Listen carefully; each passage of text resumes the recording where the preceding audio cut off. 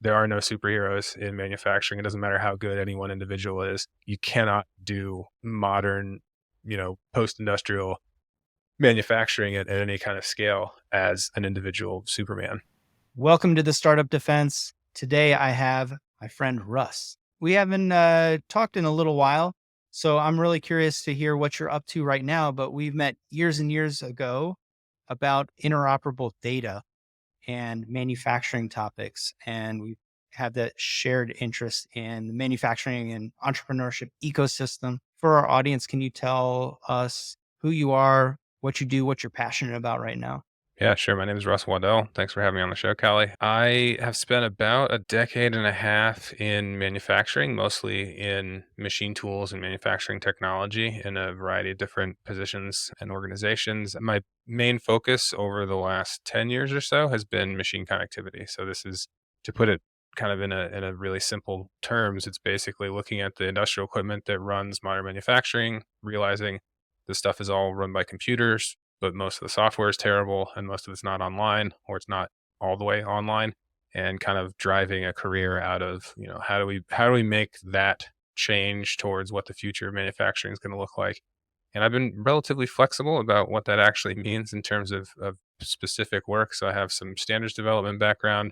I have some community building background. I work mostly with engineers and software developers.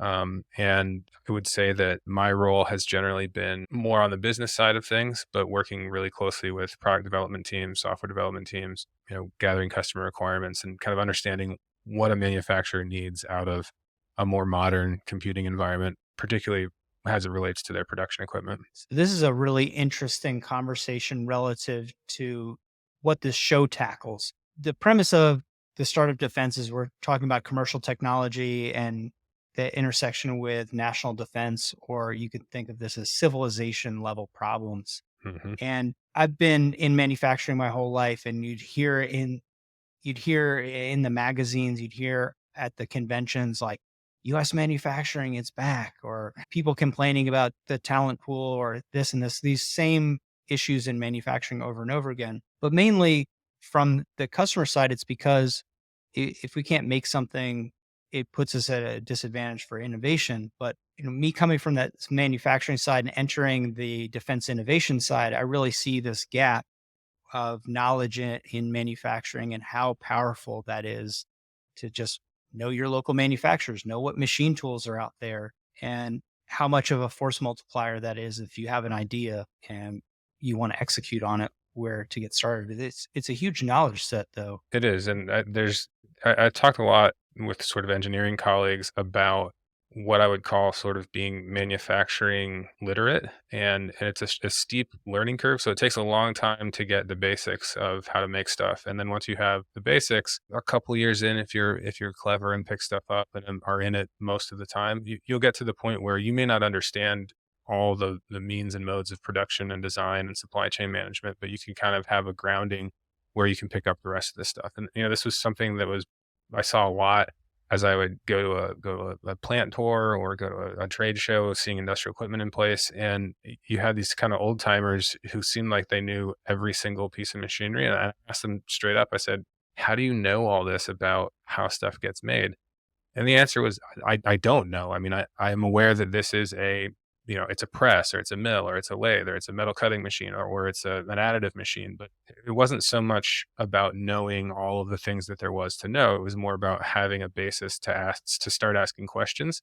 And I'm generally kind of an optimist about the manufacturing workforce and what the future of labor in manufacturing and design is going to look like. I'm really not super concerned about that as a long-term problem.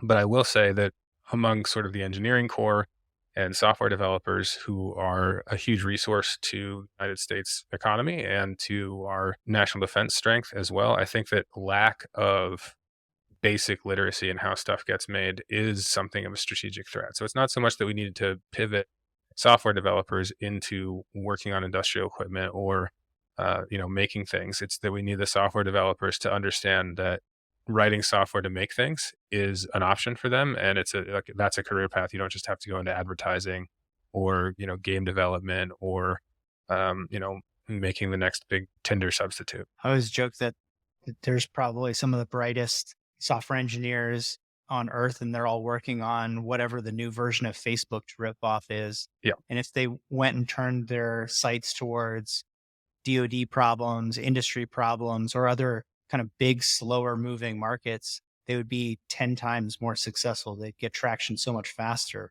A lot of it's a numbers game too. I saw a video out of E3, the big game developers conference, and it was this technical talk about how much sort of science and engineering and clever coding went into the environment. And this was, essentially, I'm oversimplifying, but it was to boil down to things like this blade of grass is more realistic, or this shadow falls more realistically, or the echo of the footstep in this particular cave is more realistic. And this was all for the sake of, Tomb Raider, right? Like, not to trash people that are in that industry, but if we had a tenth or a hundredth of that energy that went into solving the blade of grass problem in video game development, aimed at, okay, we'll solve the same problem, but do it for CAD or for CAM or for these manufacturing centric or industrial centric use cases, or, even broader like utilities and things like that. All of those kind of hard industries would really, really benefit. And I'm not sure that the audience consuming that slightly better blade of grass would miss it that much. We're close to convergence on this. When I look at what NVIDIA is doing, and grain of salt, I'm a huge NVIDIA fanboy. I think that they're the smartest company on the planet right now from a business case and a tech perspective. But when you look at NVIDIA Omniverse and what BMW and other large companies are doing to bring full digital twin and leverage AI and leverage game level or game like realistic assets, and Right.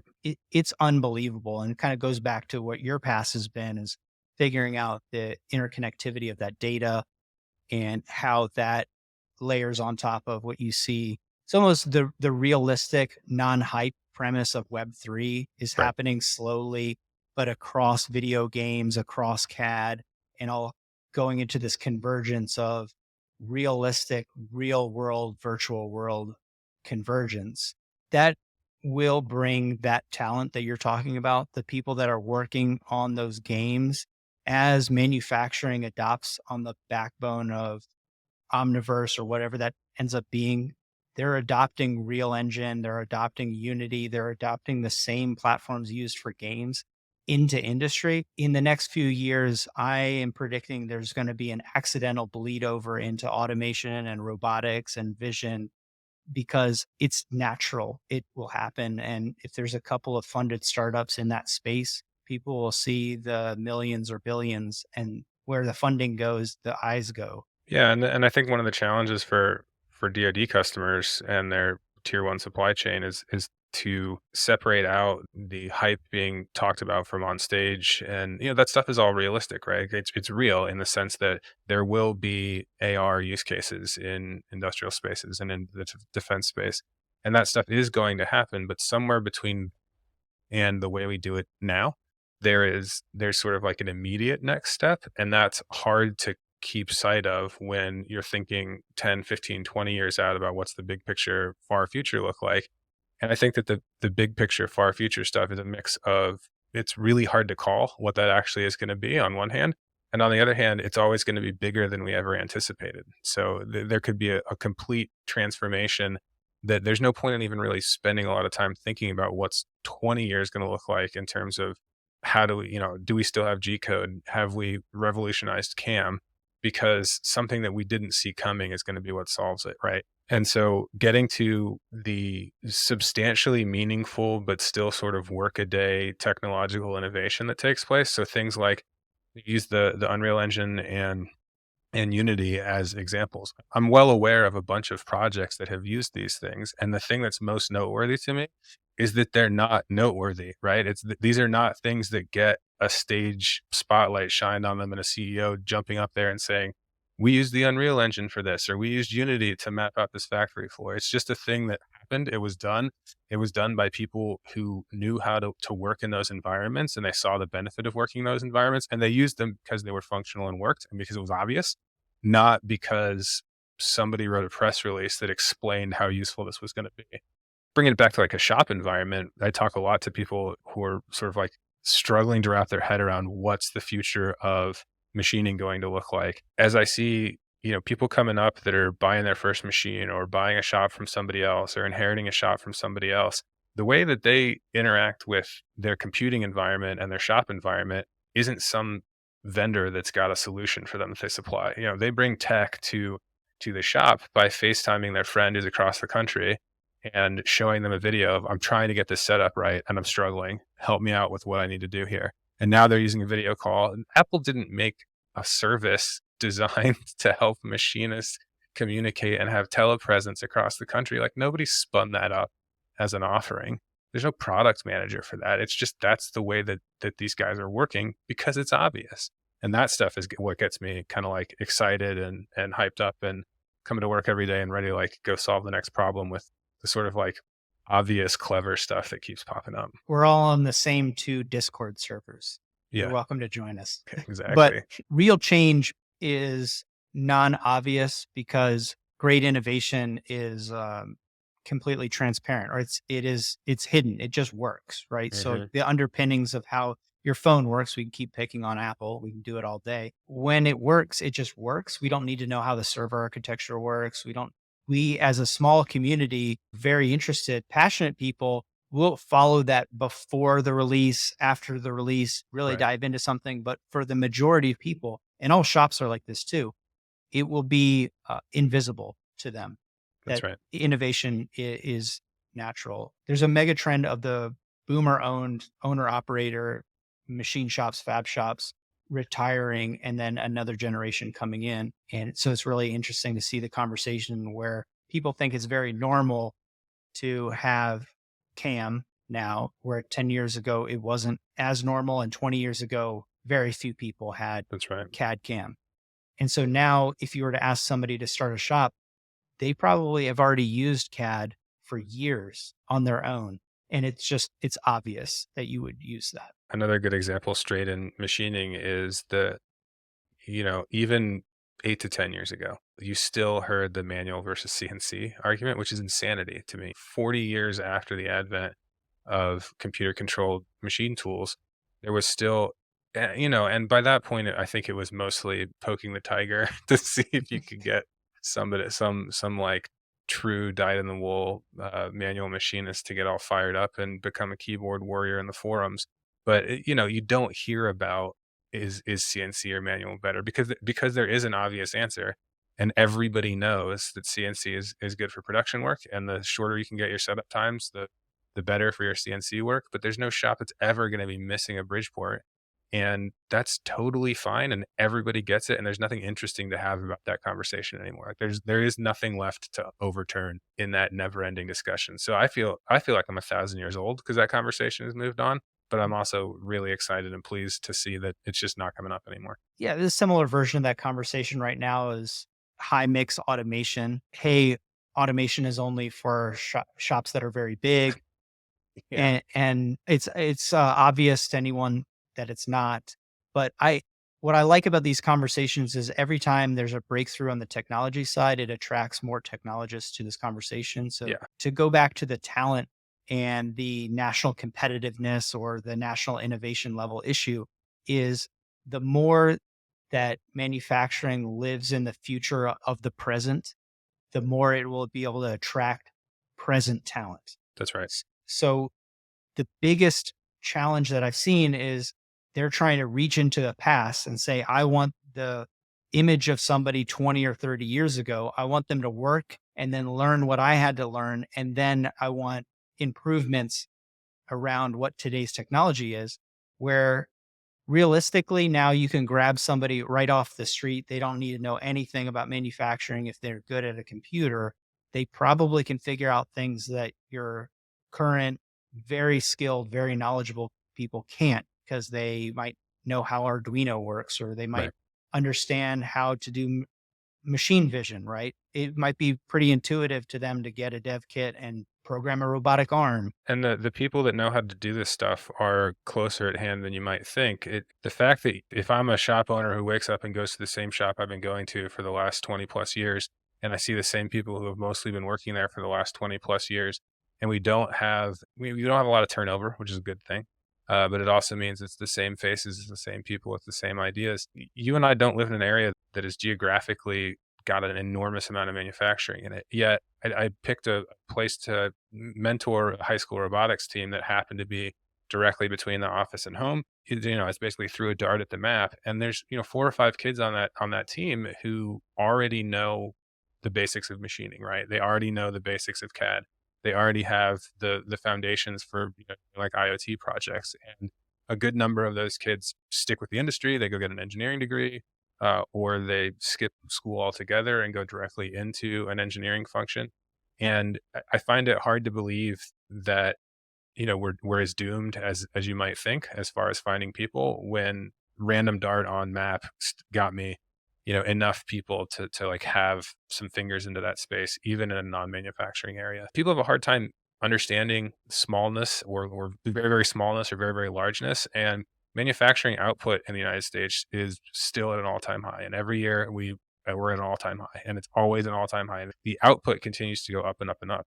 The thing that's declined is the number of people working in the industry to get to the same level of output as a share of all workers, right? So the total employment in manufacturing is roughly stable for approximately the last 50 years. There's been some ups and downs, and it goes down in a recession and takes a while to come back. But we're not dramatically bleeding workers over, your and my lifetime. We are roughly stable there. It's just there are a lot of other people doing a lot of other things, and seeing that stuff directly in front of your face isn't always there. So knowing from neighbor X and neighbor Y and kid at my school, knowing that the people that are in it every single day, that's not as much a thing today as it was 40 years ago, when there was a much larger percentage of the population employed. But I'm equally surprised if I meet someone who is a farmer, right? This is not the end of America. This is not the end of food security, because I don't personally know any farmers. It's interesting. So we support a couple robotics teams, and just to piggyback on your point, these kids are with it. They are smart and doing very interesting things. So for anybody who's listening, who wants to figure out what's the next big trend, what is the innovation piece, what's a hot market to jump into, here is my little piece of advice: is figure out what geeks do on the weekend for free. That's right. I say geek with all the love, because Russ and I were talking before the show. Basically, I'm a paid geek, right? If you have a nerd problem, that's, if you want to boil down and be reductive, that's what I've built my life around, is solving nerd problems. It's interesting because for any category, you have these people, and you know what I'm talking about is they are doing more for free on the weekends than people who get paid to do that job. And when you drill down to what is a 15-year-old geek doing on the weekends? What are they learning about? How are they communicating?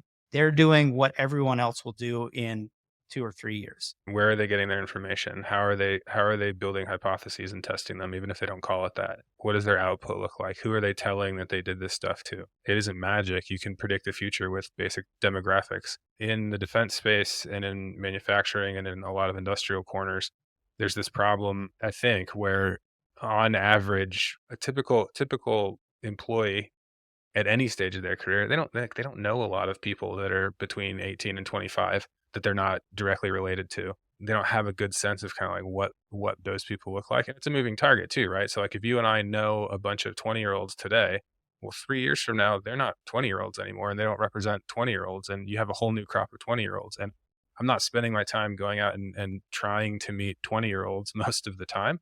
So that means if I don't build space for knowing who those people are and what they're working on, then I lose that forward-looking demographic superpower. People talk about surrounding yourself with who you want to be, but also surround yourself with, who you can learn from. And that includes people that are a lot younger than you. Just watch them, watch their YouTube videos. Yeah, but by the time everybody's talking about something, and we could probably pick on AI very intensely about this, is better to me is 3D printing or drones. Is like when you have the geek conversation, it really is very different than what the general populace kind of hype That's right. conversation is like. The boots on the ground conversation, there's a lot of value to instantaneously derive. There's also a lot of opportunities to collaborate or to create community. So to participate in, say, is the future reality, right? What Right. is real right now but is what will be the future for your peers because they're not connected to a community of people that are in motion. They're not innovating right now. So figure out, is that participating with the robotics team and just listening to the kids talk about machine vision and sensor systems and this new cheap LiDAR that came out or Right. whatever dev board that they're using. I will say directly what those high school teams are building. If everyone in manufacturing went out and supported one of those teams, they'll find 3 to 5 pieces of technology that they probably should be using in the shop, That's whether right. they're a 6-person machine shop or they're a 60-person contract manufacturer. There's just ridiculously easy things to implement that literal teenagers are doing for free on the weekend using their allowance that you could use to solve 6-figure, 7-figure problems inside of your legitimate business. Yeah, I mean, the brand name plugs I would give here is, if you want to take this out to your local community, look for a FRC, First Robotics Championship, and then they're not related, but the graduate, once you leave high school and you get out of high school robotics, a huge swath of these people end up in Formula SAE racing, which is a slight pivot out of robotics and autonomous vehicles, but it's also a huge attractant for the type of people that will spend the rest of their life in manufacturing. So at the state level, there's a couple of great FSA teams, and then there's some solar race Mhm. teams as well. And really looking at those groups, because they're not getting paid, everybody that's a member is really passionate about what they're doing and is doing it for a reason. But yeah, all the best engineers that I've met, they've either worked in a shop for a few months or they worked on one of those teams. They did one of those pieces. So it's just really from taking this civilization conversation where you see in the news people say like, we need to be competitive. We need the CHIPS Act. We need to reshore this. We need secure supply chain this. We need to foster this talent. And the reality, like you mentioned, being optimistic, I'm extremely bullish on this because the market is much more of a no collar job versus a blue collar job. The perception of it and the reality of it is so different that there's opportunities for everyone, including at every level of involvement, knowledge level, pay level, what have you. I think some of the existential threat comes from entrenched or well-established interests. So there may be a real and genuine threat to a particular large monolithic contractor who's providing, I don't know, airframes or shipbuilding. And those industries are not flexible at all, even before you tie them to the defense base. So having these large inflexible organizations making large inflexible products creates a lot of risk in the system.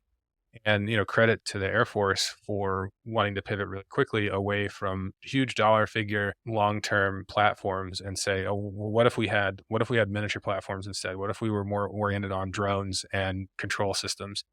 And so credit to the Air Force for that. And then also it kind of brings into contrast the extent to which that's been, it's been a long play to get there and taken a long time to go from the first autonomous planes many, many years ago to how does that miniaturize? How does that popularize? How do you get remote operation in addition to just autonomous? And the extent to which, I guess, capitalizing on current conflict to move that forward, um, I think there's a ton of risk tied up in that. And I tend to have a hard time thinking civilization wide, right? Because my actual livelihood is very much regional and local. So it depends a ton on how are things going here? How are things going in my house? How are things going in my circle? How are things going in my neighborhood? And how easy will it be to go to another house, another neighborhood, another circle if things start to deteriorate exactly where I am?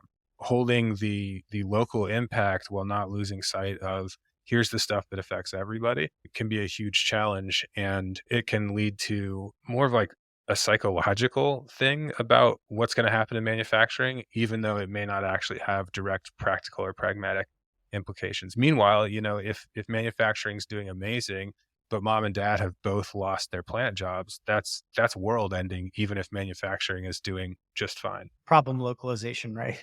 It's Yeah. relative to your experience. One of the things about manufacturing that helps me be optimistic is the understanding that as an industry, it's a team sport, right? There are no superheroes in manufacturing. It doesn't matter how good any one individual is. You cannot do modern, post-industrial manufacturing at any kind of scale as an individual Superman. It's always going to depend on people who have other skill sets besides yours. Whether that's a combination of you need an engineer and you need a business person, you need a sales team, you need a product management team, you need IT teams, you need logistics people. Like, you just cannot do it yourself.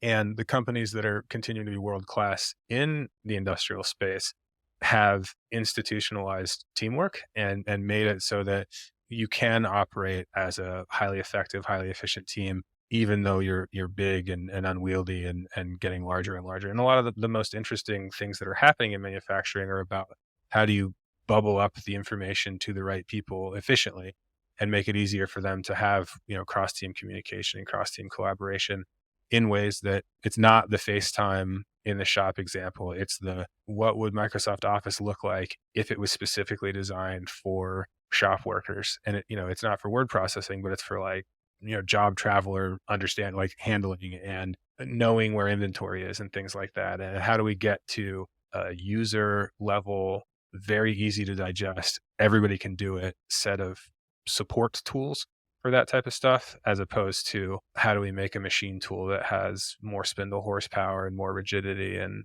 more axes of motion. I see more of a push towards flexibility to go into the market, right? Especially as more projects have to be made hyper locally. To your point about the Air Force, the Navy put out a big announcement that they're doing the same thing. Maritime autonomy is a space where everybody should be looking at. And you can see some of the more valuable startups because there are startups in manufacturing now too. There's Right. people that are highly funded. They're essentially starting machine shops, but aerospace machine shops to support this next level autonomy that Russ was talking about. There's also Anduril, right? Founded by the Oculus guy. When we take these platforms and we layer what we're making for traditional industry that used to work in 3, 5, 10-year cycles, and then we move it over onto the innovation side, which works in 3, 6 month and 12-month cycles, Right. then flexibility becomes the mandate. And when these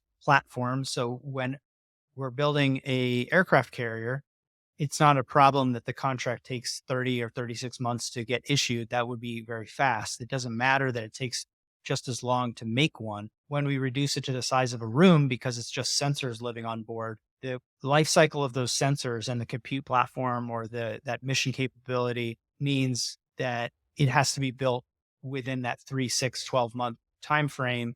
And then it has to be designed in that time frame and has to be made in that time frame. Those collapsed timeframes are pushing this collaborative network problem to the limit.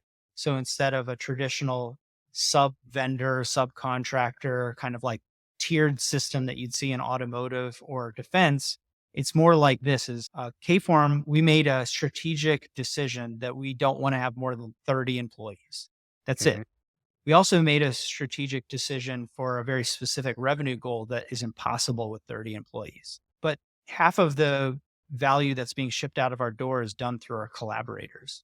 So our partners. We do that because otherwise we'd have to have a massive facility. We'd never have the right things. We'd have too many machines. We'd have a pick and place line that we're not using all the time. We'd be making harnesses and not making harnesses. I'd have to have all of these pieces of injection molding, die cast. We'd have all of these processes to handle projects because we're an innovation based business.